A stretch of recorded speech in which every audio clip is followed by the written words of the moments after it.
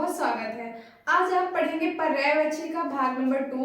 पहले भी आप लोगों ने कुछ पर्यायवाची सब पढ़े थे और कुछ बचे हुए थे जो आज आप इस वीडियो में पढ़ेंगे। तो चलते हैं, देखते हैं। सबसे पहले यहाँ पर लिखा हुआ है क्या? आम। ठीक है, तो आम का जो पर्यायवाची है वो होता है आम रसाल। रसाल उसे इसलिए कहते हैं क्योंकि वो रस भरा होता है ना, इसलिए उसको रसाल भी कहा जाता है। आम, रसाल, पियंबू, अमृत फल, पिक प्रिय। ठीक है, ये किसके पर्यायवाची है? आम के। उसके बाद बात आती है आँख की। आँख की है ना, तो अच्छी। अच्छी किसका पर्यायवाची? आँख का। लोचन, आँख का। नयन, ये तो सभी को पता है। ठीक है, नयन या फिर नैन। और चक्षु, दृग, नेत्र, विलोचन, ये सब किसके पर्यायवाची है? आँख के। ठीक है, इच्छा, तो इच्छा का क्या है? अभिलाषा, आकांक्षा, कामना, उत्कंठा, तृष्णा, मनोरथ, स्प्रला, लालसा, ये सब किसके हैं? तो ये इच्छा के पर्यायवाची हैं। इच्छा मतलब मेरी कामना है ऐसा काम हो जाए, या फिर मेरी इच्छा है कि मुझे ये चीज प्राप्त हो जाए, ऐसा है ना, तो उसी वही इच्छा की जो पर्यायवाची ये कामना, उत्कंठा, तृष्णा, मनोरथ, स्प्रला, लालसा। यहाँ पर कैसे क्वेश्चन आ सकता है कि लालसा के पर्यायवाची बताइए या फिर अभिलाषा के पर्यायवाची बताइए। तो आपको पता होना चाहिए कि अभिलाषा किसे कहते हैं? अभिलाषा मतलब इच्छा, तो इच्छा के पर्यायवाची में बताने हैं। किरण, तो किरण के पर्यायवाची है कला केतु, मरीचि, मयूख, अंशु, रश्मि। किरण जैसे सूर्य से निकली हुई किरण है ना, उसी किरण के पर्यायवाची। तो कला केतु, मरीचि, मयूख, अंशु, रश्मि, ये सब किरण के पर्यायवाची हैं। बात आती है गाय की। गाय हमारी माता है, तो गाय के पर्यायवाची क्या है? गौ, धेनु, भद्रा, दुग्धी, सुरभि, गौ। इसमें जो ये सुरभि लिखा हुआ है ना, ये बहुत इंपॉर्टेंट है। ये तो सभी को पता होगा कि गौ, गौ आमतौर पे बोला भी जाता है गौ या फिर गौ। ठीक है, दुग्धी भी जानते होंगे सब, लेकिन ये भद्रा और सुरभि ये याद रखना है आपको। उसके बाद बात आती है द्रौपदी की। तो द्रौपदी की पर्यायवाची क्या है? कृष्णा।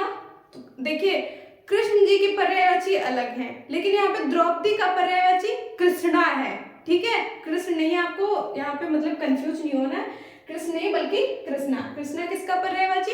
द्रौपदी का। या फिर यहाँ पे आपसे ऐसे भी पूछ सकता है द्रौपदी ना दे करके कि कृष्णा का पर्यायवाची बताइए। तो कृष्णा का आपको कृष्ण नहीं समझना है, कृष्णा मतलब द्रौपदी के पर्यायवाची। कृष्णा, पांचाली, सैरंध्री, याज्ञसेनी, द्रुपद सुता द्रौपदी के पर्यायवाची हैं।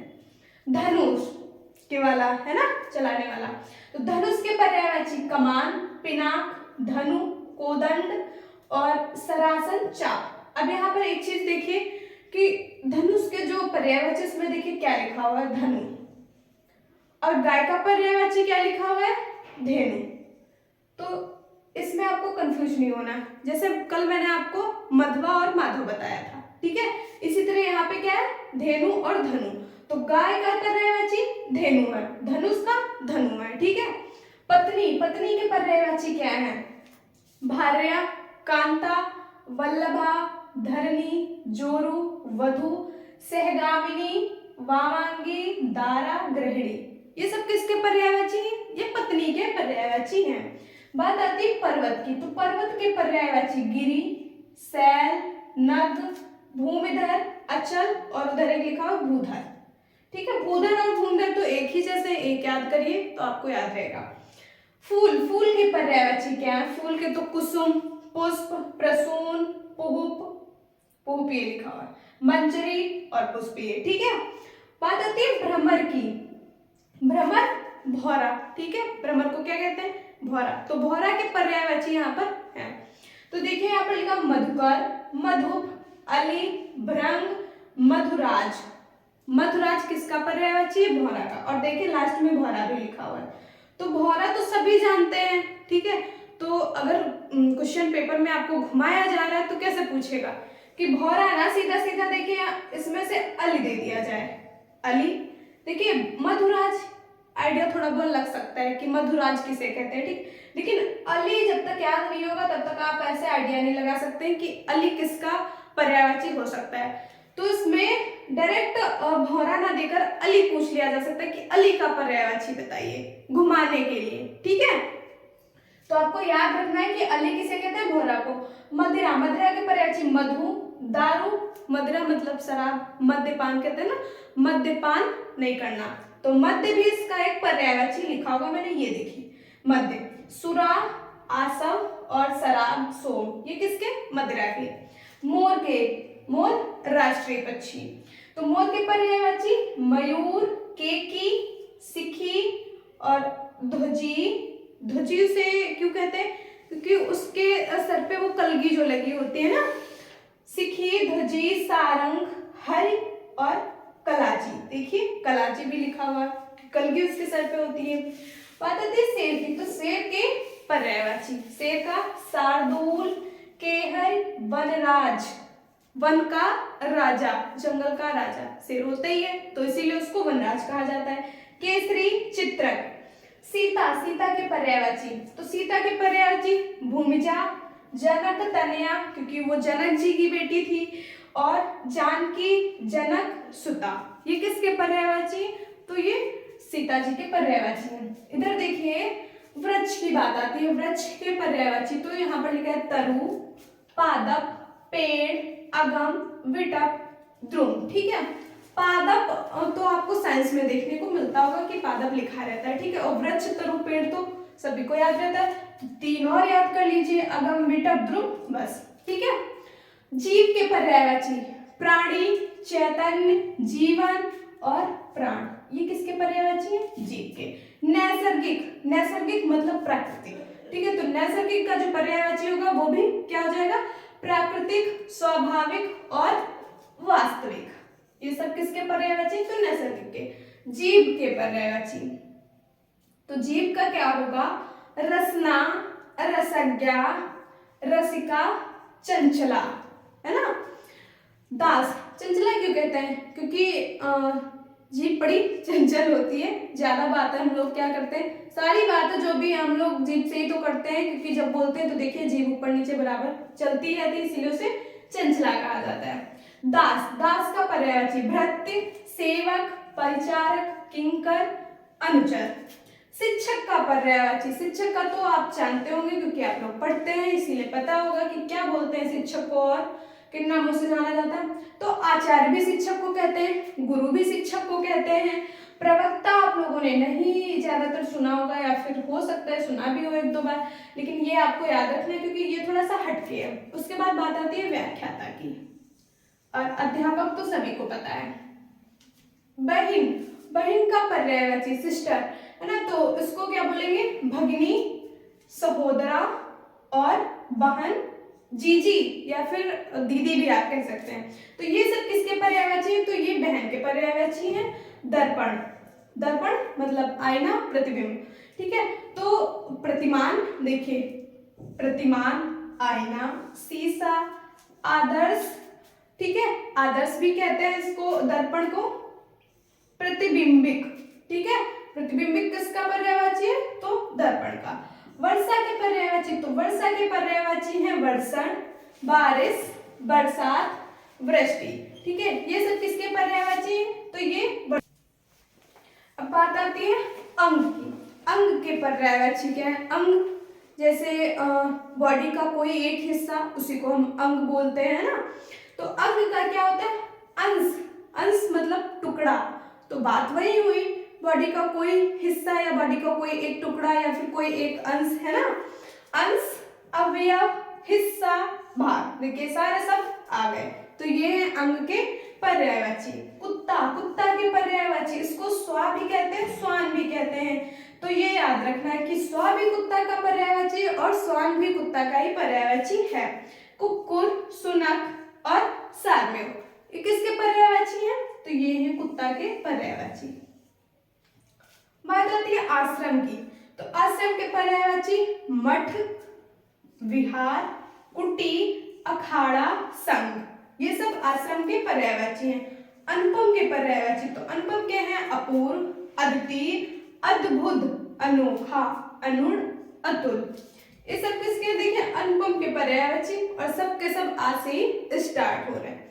अपूर्व, अद्वितीय, अद्भुत, अनोखा, अनुड़, अतुल। ठीक है। कार्तिकेय, कार्तिकेय के पर्यायवाची क्या है? तो कुमार, सडानन, सरभव, स्कंद, ये सब कार्तिकेय के पर्यायवाची है। बाण, बाण मतलब तीर, तो उसके इधर भी मैंने कहीं लिखा है क्या? नहीं, इधर धनुष था। ये देखिए, कमान, पिनाक, धन, कोदंड, सरासन, चाप, ये सब किसके? धनुष के हैं। ठीक है। और बाण के पर्यायवाची सर, तीर, सिलीमुख, सायक, नाराज, ये सब किसके? तो ये बाण के पर्यायवाची हैं। पिता की बात आती है, तो पिता के तो आपको कुछ याद भी होंगे और शायद कुछ ना भी हो।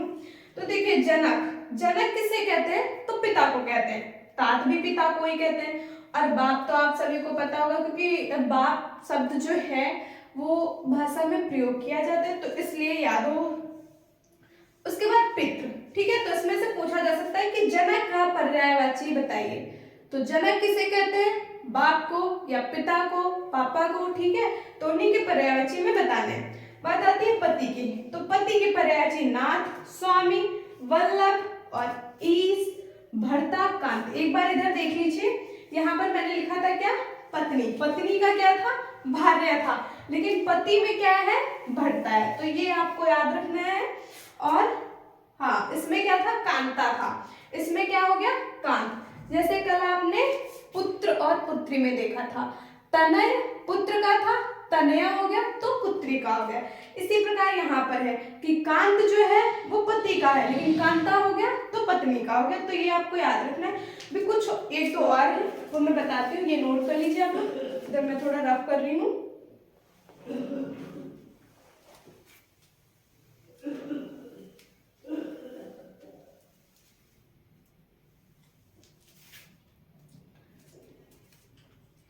लिखिए यहाँ पर साधु।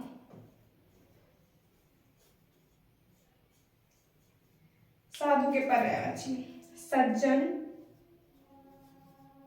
सज्जन किसे कहते हैं? साधु को। शिष्ट, सज्जन, शिष्ट, कुलीन, सभ्य और भद्र, ये किसके पर्यायवाची हैं? तो ये सब के सब हैं साधु के पर्यायवाची। उसके बाद बात करते हैं जल। जल,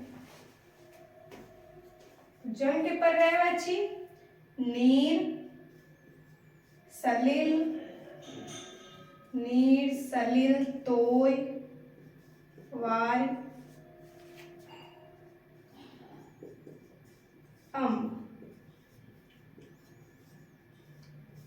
ठीक है। ये पर्यायवाची किसके? तो ये जल के पर्यायवाची है। यहाँ पर आपसे जल ना देके सीधे सलिल दिया जा सकता है कि सलिल के पर्यायवाची बताइए। तो सलिल मतलब जल, जल के पर्यायवाची बताने। देखिए यहाँ पर एक तो नीर और दूसरा इस तरह के शब्द आपको समुद्र के पर्यायवाची, बादल के पर्यायवाची और कमल के पर्यायवाची में देखने को मिले होंगे। अब देखिए, नीर में अगर हम जा जोड़ दें, नीर में जा जोड़ते तो क्या बन जाएगा? नीरज। नीरज किसका पर्यायवाची? कमल का। और नीर में हम धा जोड़ दें, नीरज, तो क्या हो जाएगा? समुद्र का पर्यायवाची। और इसमें दा जोड़ दें तो बादल का पर्यायवाची हो जाएगा। इसी प्रकार इसमें भी है, जा जोड़ेंगे तो कमल का, और धा जोड़ेंगे तो समुद्र का, और दा जोड़ देंगे तो हो जाएगा बादल का। ठीक है। क्योंकि इन तीनों के जो पर्यायवाची है वो एक समान होते हैं, बस दा, धा और जा का अंतर होता है, इसलिए मैंने आपको बताया। इसके बाद लिखिए सहेली। सहेली के पर्यायवाची आली, आली के बाद लिखिए सखी, आली, सखी, सहचरी, उसके बाद सैरंध्री, सैरंध्री। अब देखिए, ये किसके पर्यायवाची? ये सहेली के हैं। अब यहाँ पर एक शब्द लिखा हुआ है आली। ये आली जो है ये सहेली का पर्यायवाची, लेकिन अभी आपने भौरा का पर्यायवाची पढ़ा, उसमें क्या था? अल था। ठीक है। तो अल भौरा का है, ये देखिए बताया था मैंने आपको, अल भौरा का, लेकिन आली सहेली का। अब देखिए अली और आली में क्या अंतर, इसमें दीर्घ मात्राएं जो है वो दीर्घ है, उसमें क्या था ह्रस्व थी। जैसे ये बड़ा वहां पर छोटा था, और ये बड़ी वहां पर छोटी थी, और ये किसका हो गया भौरा का, और ये किसका है तो ये सहेली का है। ठीक है, तो इसमें आपको कंफ्यूज नहीं होना है। इसके आगे लिखिए बसंत। बसंत, बसंत का पर्यायवाची, बसंत का लिखिए मधुमास, ऋतुराज, मधुमास, ऋतुराज, और लिखे एक कुसुमाकर। कुसुमाकर, ऋतुराज क्योंकि बसंत ऋतु जो है उसको ऋतुओं का राजा कहा जाता है, इसीलिए इसका पर्यायवाची जो है वो ऋतुराज भी है। इसके आगे लिखिए विराट। विराट का मतलब क्या होता है बड़ा, दीर्घ, महान, है ना।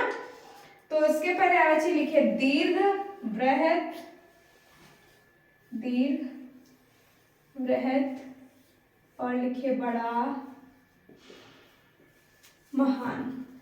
ये किसके पर्यायवाची है तो ये है विराट के पर्यायवाची। और भी इसका एक पर्यायवाची विशाल। विशाल का मतलब भी बड़ा होता है। ठीक है, तो इस तरह से जो है वो आपके पर्यायवाची शब्द कंप्लीट हो चुके हैं। अब हम पढ़ेंगे नया चैप्टर विलोम शब्द अगले पार्ट में। Thank you.